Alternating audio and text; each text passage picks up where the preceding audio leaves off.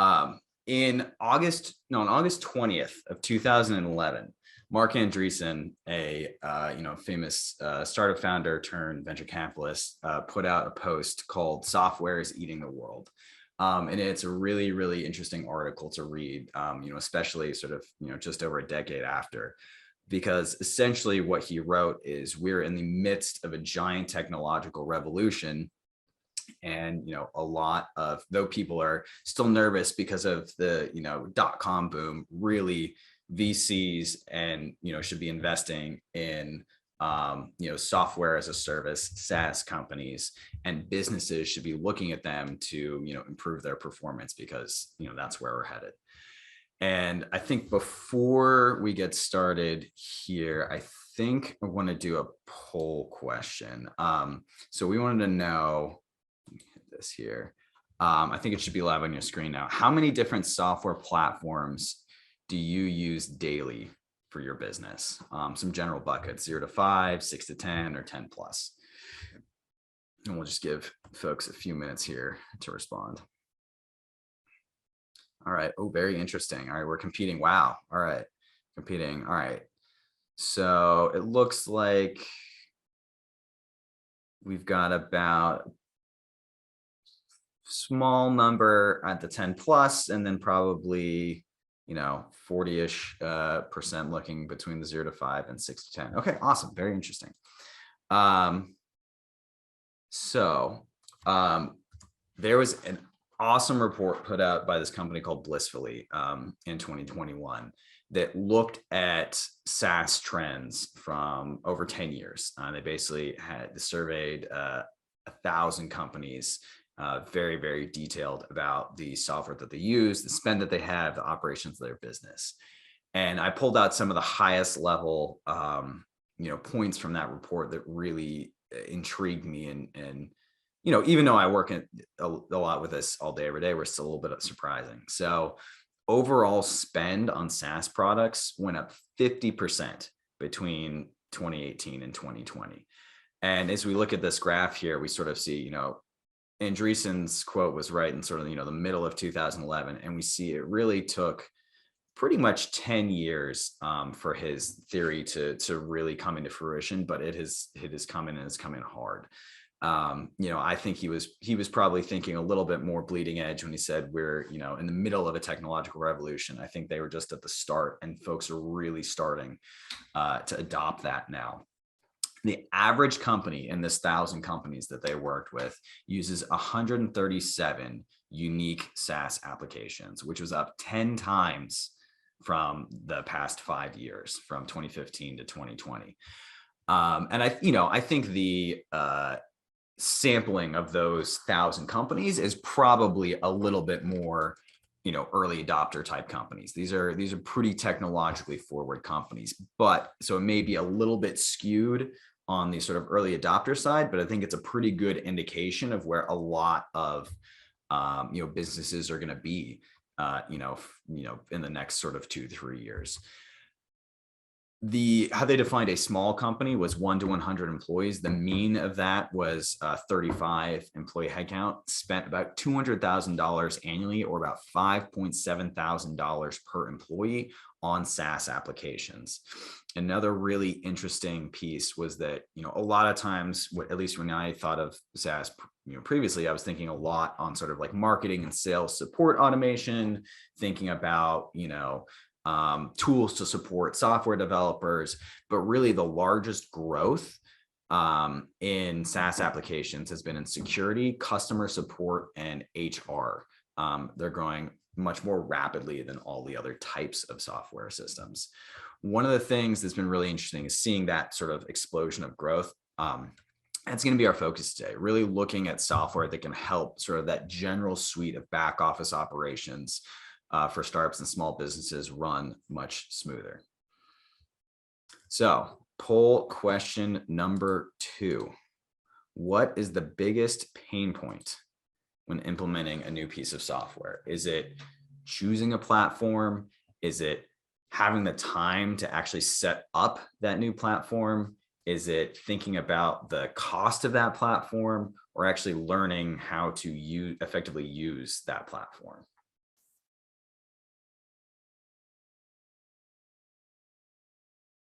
just give it a little minute here. Awesome.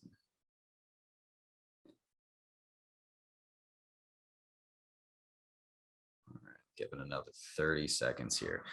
Interesting. So definitely learning how to use that platform. Oh, it's looking like the biggest one right now. A little bit on choosing, a little bit on having the time. Cost doesn't seem, at least for this group, to be super big pain point, but really just learning how to use it effectively. Okay, awesome. Thank you all for participating. That was great. Awesome. So getting into actually building your admin tech stack. So one of the things that Rachel has to remind me of all the time is that software is really designed to streamline your processes. It is not going to make them and implement them for you. And that is probably one of the number one reasons why software implementations fail or it doesn't get used, is because, having a little bit of unstructured operations, paying for a piece of software and hoping that it fixes everything isn't really what's going to make things work appropriately. When you're thinking about where to start, when you're thinking about how do I do this effectively, the biggest thing to do is in startups, we talk about an MVP a lot, a minimum viable product, i.e. what's the fastest, cheapest, easiest thing that I can do to just see if this is going to work, right?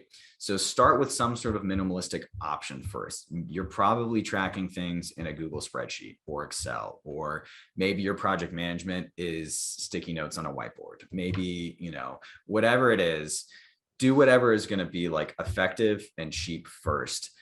Get all of your workflows sort of designed and processes implemented for your company.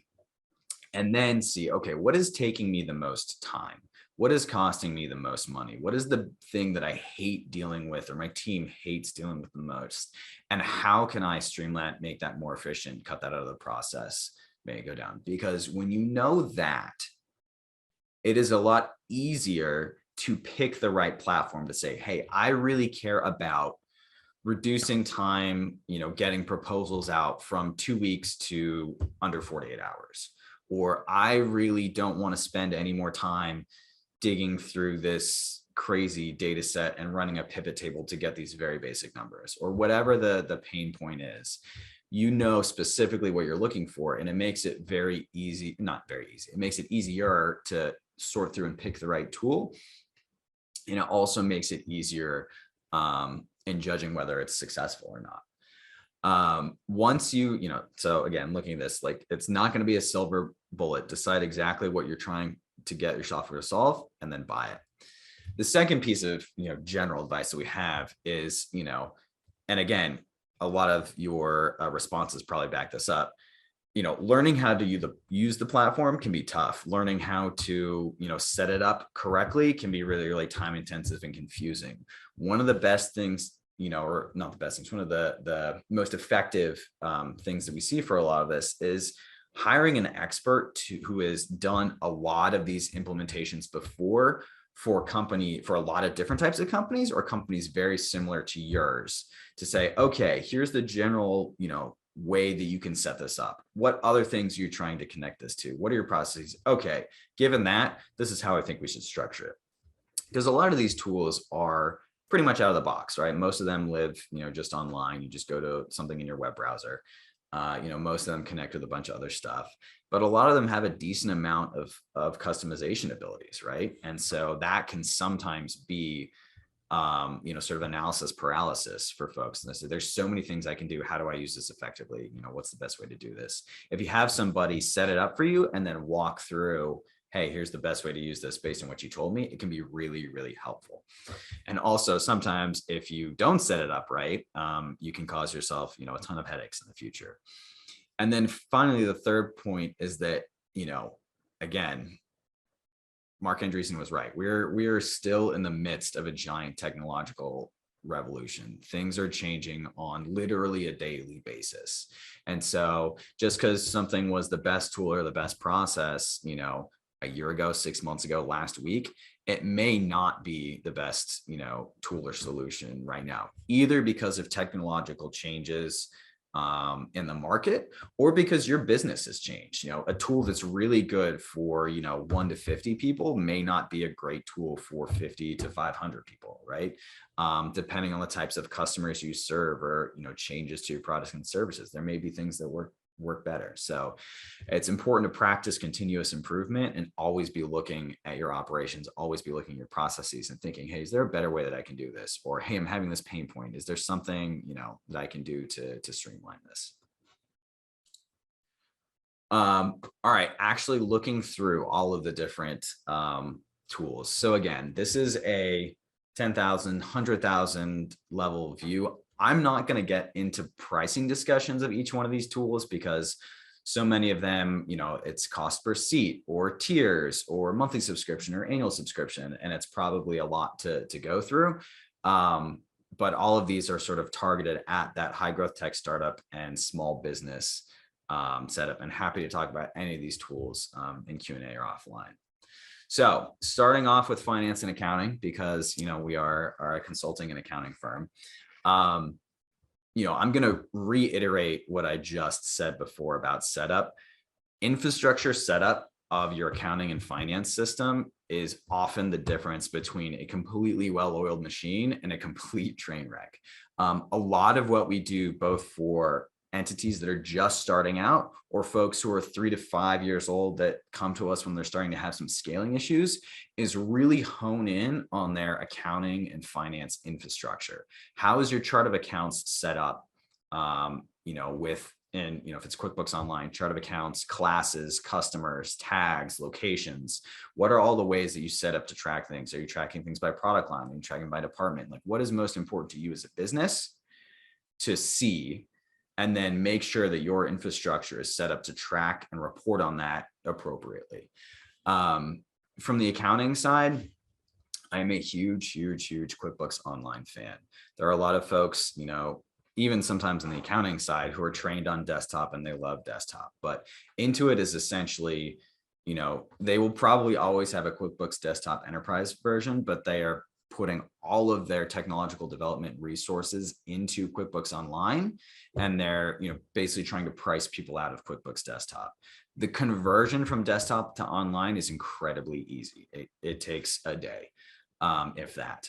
And so there are so many pieces of automation or semi-automation with QuickBooks Online. And because it integrates with so many other software systems, because it's essentially the gold standard for small businesses, it is definitely my number one recommendation of accounting software to use.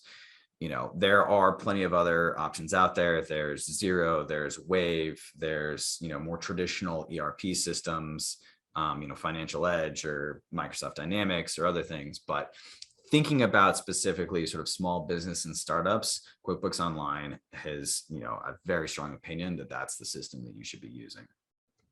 From a spend management perspective, thinking, hey, how do I manage company credit cards? How do I manage paying invoices and, making sure that everything is running smoothly? There's a couple platforms that I really like using: Brex, Airbase, and Expensify.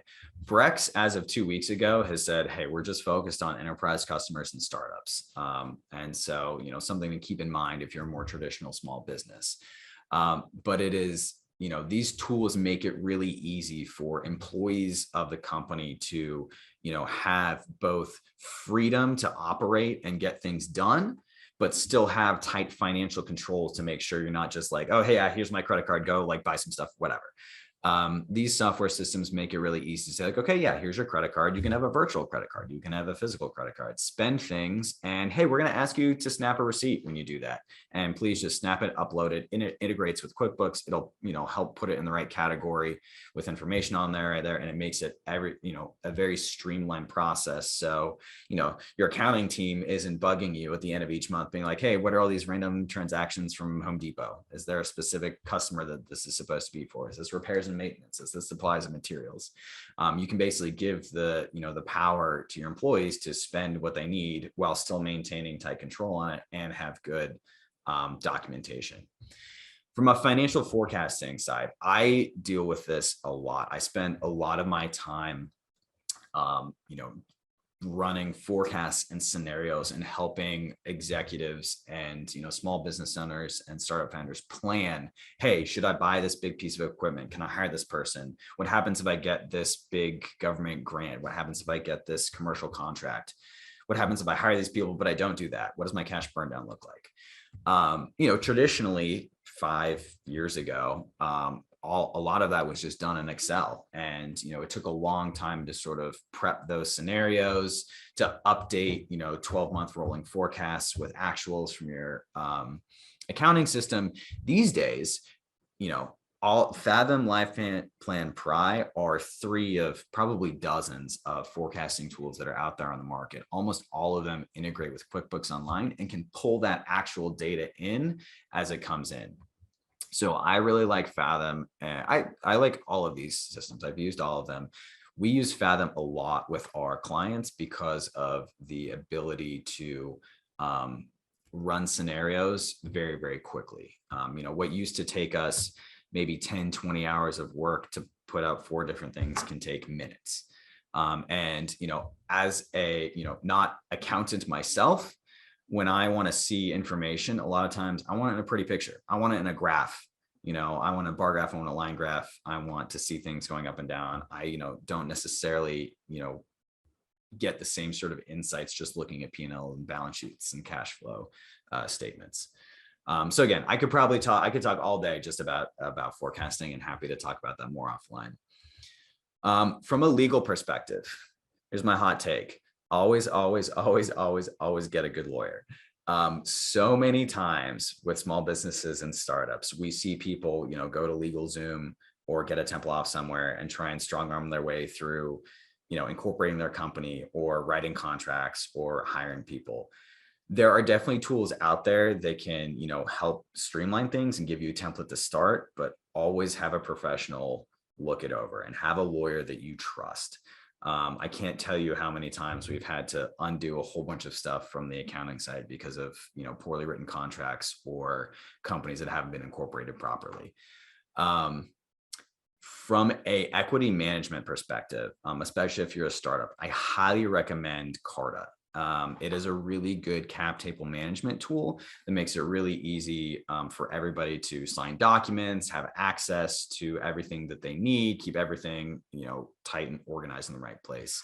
You know, there's you can set up yourself, or you can set it up with a legal firm partner. And if you have any questions on that, let me know. From a signatures and contracts perspective, I highly recommend getting some sort of e-signature platform engaged in your business. I don't care what industry you're in.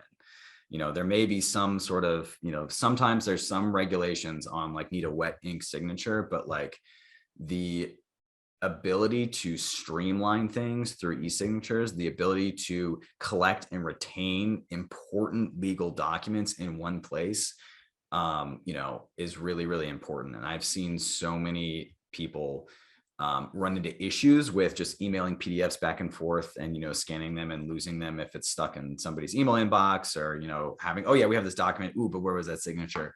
Almost all the signature platforms are very inexpensive, and, you know, DocuSign is used by tons of organizations for legal purposes. So highly recommend that. From an HRIS and payroll system. So HRIS stands for Human Resource Information System. This is the area that has just been exploding over the past 5 years because there's so much paperwork and there's so much admin work that goes into, like, you know, onboarding people, offboarding people, you know, offer letters, employee agreements, I-9, you know, even on the sort of, you know, recruiting side of things, which we'll get to later, payroll taxes. I am the biggest Gusto fanboy probably in the history of the world. It is, you know, I've used it for a number of businesses that I've run, and we use it for a lot of our clients. It is a phenomenal platform that takes care of a huge swath of functionality between HRIS system, benefits, you know, management, administration, and payroll. It links with QuickBooks Online in a really powerful way, especially if you're a company that needs to split information by department. If you need to split information by different job codes, there's a way to set up your departments in Gusto. So it will automatically map into QuickBooks Online and put everything in the right place. Hey, my engineering department is all going to this R&D labor code. Great. My marketing department is going into, G&A labor code. Great. Everything that's coming through here, please put it in this business unit, that we have programmed in QuickBooks Online. You can do it all, and it works really, really well and seamlessly. Rippling is another good option. Rippling has pretty broad functionality, and it has gained a lot of traction in the past few years. I think they raised like $250 million maybe last year to expand. And so they've gotten a lot of traction, mostly in the tech startup space. From a benefits management perspective, Ease is also another platform that will tack on to a lot of HRIS systems to help that process. And it can integrate with a number of them. And then from a payroll perspective, there's QuickBooks Online Payroll. They're copying a lot of the functionality of Gusto. So this is one of those areas where they're sort of going like neck and neck, and trying to add as much functionality as possible. We really like Gusto as well because it automatically pays payroll taxes. And for anybody who's ever had to deal with it, it's such a pain in the butt. And it's just so much easier when everything just sort of happens automatically. And if there's a problem, you just put Gusto on it and they fix it. So like I said, very strong opinions there, but things changing every day. On more of the recruiting side of HR, on the talent acquisition perspective, there are a number of software tools here as well. And again, this is also blowing up, especially in today's job market. We'll see if it stays at the same level, but it has been incredibly competitive recently, as I'm sure most people here who are business owners know. Staying organized and being quick and responsive are some of the biggest factors of success over hiring somebody. Not even necessarily, salary or benefits or all those kinds of things. Just being able to respond quickly is super important. We've seen in the past, 6 months or so, people will apply to a job application, do a phone screen, do an interview, and get an offer letter within 48 hours. And so if you're not doing that and you're struggling to get key hires on board, getting some of these systems to help things move faster can be really, really important. So from an applicant tracking perspective, i.e. somebody, submits an application on your website or on LinkedIn or Indeed, tracking that resume, rating that person, deciding whether you want to move forward, seeing where they are in sort of your hiring process. There are a number of software solutions that help that a lot. Jazz HR is one of my favorites. I've been using it for 10 years. It integrates with, 20 or some odd big job boards. And so you can basically, make a position, put up a posting, a job description in Jazz HR. It will post to all of those and centralize all those applicants into one place. Greenhouse is a little bit more of like a mid-sized enterprise solution. It is huge. It can do so many things, and it's very expensive, but it's really good. And so depending on the size of your company and how you're going, it may be a good option. Rippling, which we talked about earlier in the past slide, actually has an applicant tracking system built into it that is pretty decent. And then Lever is another competitor to Greenhouse that has sort of, a lot of functionality across the recruiting to onboarding side of things. When I say, when I talk about recruiting versus, applicant tracking, a lot of times in the applicant tracking system, we're talking about what we'll call like inbound talent. So I put a posting up, somebody applies to it, I'm sort of trawling and trying to get that talent in. Recruiting, I'm talking about going actively out there and, going whatever, and you want to call it in the analogy, going spearfishing, right? Hey, I'm trying to find people who have the skill sets that I'm looking for. They may have a job right now and I want to go sort of, bug them and say, hey, do you want to leave your company and come work for my company? And so two of the tools that are really, really helpful for that are Greenhouse and LinkedIn Recruiter. Again, both of them are pretty expensive. LinkedIn Recruiter, I think generally runs around like $10,000 to $12,000 a year. There's a LinkedIn Recruiter Lite version that's closer to like, I don't know, it's maybe a tenth of that. But it has, some diminished functionality. But again, if you are trying to find very specific types of people, very specific key talent, they can be really useful tools. And then from an onboarding and training perspective, right? Hey, yes, I put out a posting, I got an applicant, we did a phone screen, then we did an interview. Then we made them an offer, then they signed the offer, and now they're starting, right? That's recruiting, and now you're more into HR and onboarding. Both Rippling and Greenhouse sort of span that functionality. Say, hey, all the way from like the first time somebody ever hears about your company or sees this position to like their day one start date and beyond, you can keep everything in that system and move them along and make sure, hey, it's day one. Do you have a laptop? Are all the software systems that you have set up? Have you done all of your appropriate training? Is it documented? Keeping all that organized can be really, really important, especially if you're a high growth company and you're going to be adding lots and lots of headcount over the next few months or years. Finally, or actually second to last, on the marketing and design side, going back to infrastructure setups, this is another one, CRM system, customer relationship management systems. So typically when people think about that, they think the two big leaders in the space are HubSpot and Salesforce. The setup that you need, the functionality that you need can vary widely by your company, your stage, your industry, what specifically you want that software to do. Both HubSpot and Salesforce have broken up their offerings into a bunch of different mini offerings that can work together or just stand on their own. There's sales, there's marketing, there's support. And so really thinking about like, hey, what am I using this for? Is this just a sales pipeline? Do I just want all of my deals to be tracked in here? Is this a support function? Am I using this for like chat boxes and make sure that everybody's like doing okay on my website? Is this, more of a dashboard type tool where I want to see, okay, how am I doing across all my different marketing functions?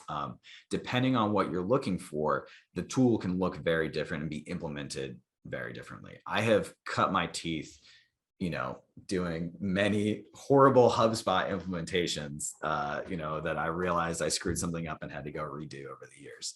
But if you do it right, it can be an incredibly powerful tool. So this is another one where I'd highly recommend getting an expert to implement it. And, if you're unfamiliar with it, train you on how everything, works or can work depending on what your needs are. From a design side, I started working in startups at a graphic design company. I consider myself somewhat of a design snob. I really like the Adobe Creative Suite, but it is insanely expensive. So Adobe Creative Suite is Photoshop, InDesign, Illustrator, Lightroom, everything, that Adobe basically just, acquires and puts into their portfolio. Canva has been a really popular tool that has gained a lot of traction over the past few years and is, incredibly powerful. I mean, it's comparable to Photoshop and InDesign, and can exceed in some areas. And then from a web design perspective, again, when I started my career 10 years ago, trying to get a website on the internet was a very complicated process. You had to you had your host in one place, you had your domain registrar in another place, you had to maybe hand code some HTML and CSS to get it up there. And site builders that, are around today make it so much easier to get, website, up and running and make maintenance of that site significantly easier. Now, that being said, it can still be, a little bit tricky. So, a lot of our small business clients use Wix. It is there's been a big race between WordPress and Wix and Squarespace and Weebly and a ton of other competitors over the past 10 years. Wix is definitely, made it really, really easy. And they have, again, a lot of good integrations with other software systems. WordPress is a little bit more robust. There's a lot of different things you can do with there. Squarespace is definitely has a niche in the sort of like artisty creative area. If you are doing any sort of e-commerce, if you are selling anything online that is a physical good, I strongly, strongly recommend you use Shopify. Shopify also integrates with QuickBooks Online really, really well through a couple different options. OneSaaS is my favorite sort of integrator. And that can streamline so many things. It's a really, really powerful tool. It can be more expensive than some of the other site builders, but it has so much functionality. I highly recommend it. And finally, on just sort of general business operations, productivity, general IT, whatever you want to call it, Google Workspace and Microsoft 365 are basically, constantly competing with each other. I'm a Google Workspace fan. Both provide pretty impressive functionality. What I will say is I see a lot of businesses get stuck using pieces of each, right? They're like, okay, well, I'm running Windows machines and I have Office 365, but then I'm storing, some of my information. I really like, Google for email. So I have, Gmail, and I store a bunch of stuff on Google Drive, but then I also have OneDrive. Generally what I would say is try and consolidate as much as you can. And you're going to have people in your company that are big fans of one and big fans of the other. And, the answer at this point is it doesn't really materially matter which one you choose. Just make sure you stick with one and you don't have information spread across, two systems. I could also talk for days about project management. I love project management. I love project management tools. Some of my favorites, Notion is a very robust tool that can do a whole bunch of things, but it has some built-in project management features. Asana is very popular. ClickUp is very popular. Trello is very popular. There's probably 24 other ones. When thinking about project management tools, this is another really important time to sit down and think, what are the problems that we're having? Are we missing deadlines? Do we need to share information better? Is this more about resource planning? What are the key pain points that you have? Because knowing that will help you, again, choose the right piece of software. And then finally, from a communication perspective, I really like Slack. I don't know if anybody here has used Slack. Almost every startup uses Slack. It can really help streamline. It's essentially an instant messaging platform that can integrate with a lot of different pieces of software. It can significantly help if you have a completely overloaded inbox like me. It can really help streamline communications and connect both within your internal company or even using Slack Connect another company. And that can help speed up communication and make it a lot easier to get things done quicker. Microsoft Teams is also, they're essentially, they have basically, it's an all-in-one platform, right? They have Zoom, they have the instant messaging platform, they have a lot of stuff. Similar with Google Workspace. I mean, you get, the Google video sharing, you get Google instant messaging. It's up to you, really your preference of what you like the most. But, as most of us who've weathered the pandemic from business sense, like sometimes it makes sense just to find the tool that is the best at that one thing. Even if you haven't, sort of contrary, talking at the other side of my mouth from my other point, it's important to consolidate where you can and not have a whole bunch of different tools that can all do the same thing and waste it. But sometimes, even if one tool can do something, there may be one tool that is built only to do that one thing and do it way better. And, at that point, it makes sense probably to focus on the tool that's really going to do it best. Finally, and then, if thinking about sort of my, mapping out what some of the things that we build are sometimes between all these different platforms, this is essentially, my attempt at a visual representation of how some of these platforms work together, right? You sort of start with QuickBooks Online, and there are a lot of different things that can, plug into that and take information out of it, right? And there are a lot of these tools can connect to one another and streamline things. So this would be probably not a small business per se. This is probably more geared towards a technology startup, but like this is, sort of the baseline standard technical admin tech stack package that we start with and say, hey, do all of these things make sense for you? Should you do one versus the other? Do you have any of these systems existing in place, and what's their infrastructure? Do you like it? How can we add or subtract or move things around to make things work? It was pretty fun mapping this out because I've never really visualized it before. And sort of final thoughts here. A lot of times, especially when you're looking at these tools, you can just see some big price tags sometime. You're like, wow, is this really worth it? And it can be a lot. Like, okay, well, I have 5 different project management tools to choose from. Which one should I choose? And again, it's important to revisit that why, right? What are those current pain points? What is your budget, right? What are you willing to spend short term? And, and what are you willing to invest in for, long-term gains of efficiency? I think one of the things that a lot of founders and a lot of small business owners don't value enough when they start, if they're a first-time founder, is your time. Like your time is incredibly valuable. It is actually the most limited resource that you have. And so thinking about, the value of your time, it's oftentimes not, a direct correlation to like, okay, well, this is what I pay myself and this is my hourly rate, therefore that's where it's worth. It can be worth a lot more than that. So thinking about what you can do if you spend, $100, $1,000 on a piece of software that can take something that's taking you 2 hours and get it down to 20 minutes is really important. And thinking about, what time you need to do what is really important. So we always like to start on the finances side. I mean, we're an accounting and consulting firm. We start, the most important thing that you need to look at as a business owner is your finances and understanding how your business is doing. If you have a pulse on that, it allows you to make other good strategic decisions, right? What else is critical, from a hiring side, what do you need? What are routine areas where you need to save time and get back on your calendar? When you know that, then you can say, okay, I mean, I know what my budget is. Here's what I can spend and how do I want to distribute that across different software systems, right? Again, some of it is based on headcount, some of it's based on tiers, sometimes it's based on usage. So understanding those,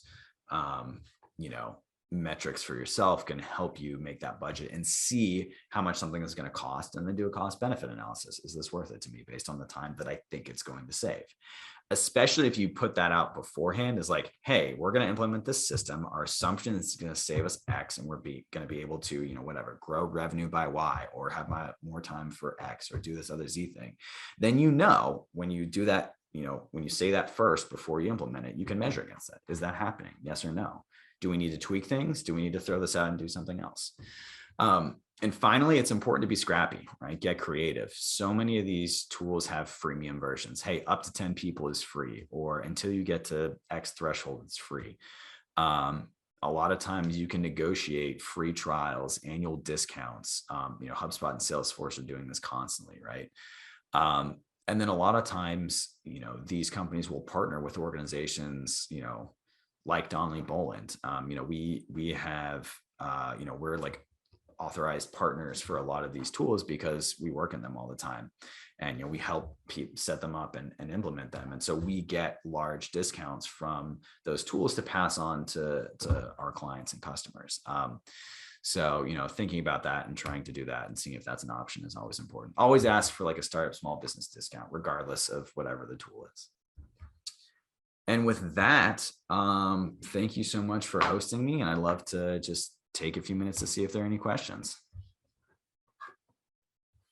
Sure, Chris. So there's one question in the Q&A right now, and I think it's on kind of in line with what we were just talking about. So Steve is asking, is the best approach to this to start with what you need where you are and only add more as you grow? That is a phenomenal question, Steve. Yes, I think going back to the earlier report of thinking about the MVP, right? Start with where you're at now. You don't want to necessarily over-engineer or overpay for something that you're not going to use. But if you're going to get to a point where you're in a breaking point in the next 3 to 6 months, then yeah, it's probably worth investing in that to, the enterprise version or the paid version or the next tier or a different system, to scale things up. What we try to do is we try to pick systems that have different tiers that can scale with companies, right? That sort of infrastructure setup, I've spent a lot of time building systems and then realizing I had to tear them down. We went from, we were at 3 employees and things worked, and then we were at 10 employees and then, had to undo it and redo it. And then we're at 25 employees, we had to undo it and redo it. And so a lot of what we do is try to find ways to set up a system that the infrastructure is going to hold, whether you're 3 people or 300 people. But at a certain point, you are going to need to change. And really that comes down to having a good pulse on your sort of financials and forecasts and understanding where your business is going, from a strategic side, and then building towards that. Hope that answers the question. All right. Anybody else? Looks like we had. Oh, you got it? Yeah. Is this a looks like Brad had a question take on Paycom. So I didn't include a lot of companies that or platforms that some folks may use or have heard of before. ADP wasn't mentioned, Paychex wasn't mentioned, Paycor wasn't mentioned, Paycom wasn't mentioned. I don't have any personal experience with Paycom. So I can't really speak to it effectively. But I think it really comes down to looking at sort of the size of your business and the needs, and seeing, again, how much are these systems investing in automation or semi-automation? A lot of people will say, hey, I have an integration. And you're like, oh, that's awesome. What's your integration? And it's like, it connects via API and doesn't really do anything, right? The thing that I like about a lot of systems that I mentioned here is that they have a deep integration. There's actually like material information being transferred. So I think that's one of the most important factors to look at. Hopefully that answers your question. We have another one here queued up from Pete, who's asking, for self-employed, what about Venmo? Accountants hate Venmo, and I'll tell you why. The documentation on the memos has historically been really poor. So, though Venmo may be connected to your bank, everything just came in. I was like, hey, here's a bunch of Venmo transactions. We don't know what they are. Venmo has now made a business app for Venmo that has fees on top of it, and it does integrate with QuickBooks Online.